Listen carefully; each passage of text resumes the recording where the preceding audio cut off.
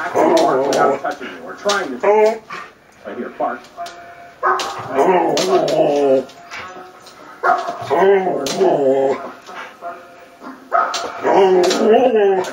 So we need to isolate that barking without leaping forward at the item, right?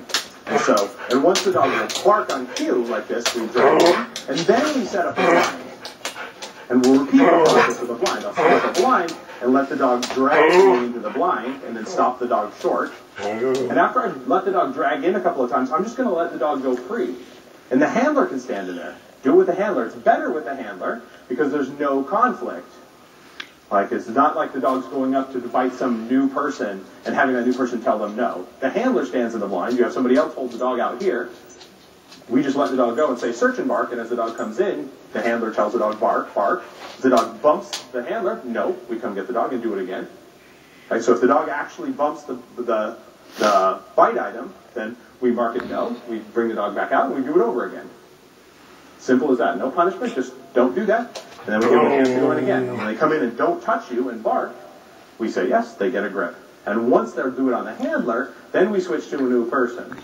Because for a dog that really likes to bite, the new person is going to increase the arousal level.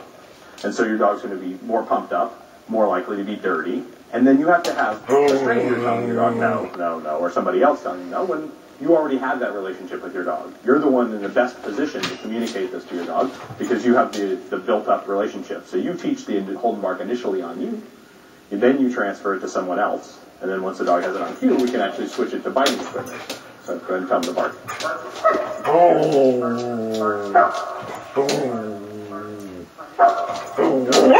Perfect. Exactly right. And if you don't score, it's no big deal, right? We just aren't going to play with you until you...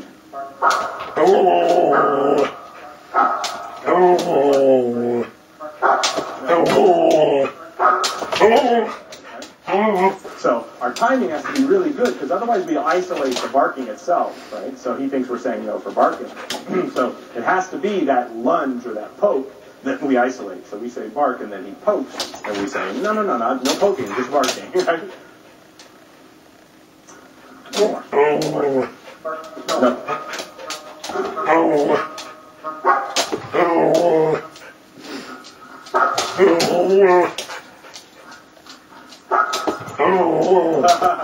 So that's where it's coming from. Like, I think he's learning to bark and then lunge forward for his bite.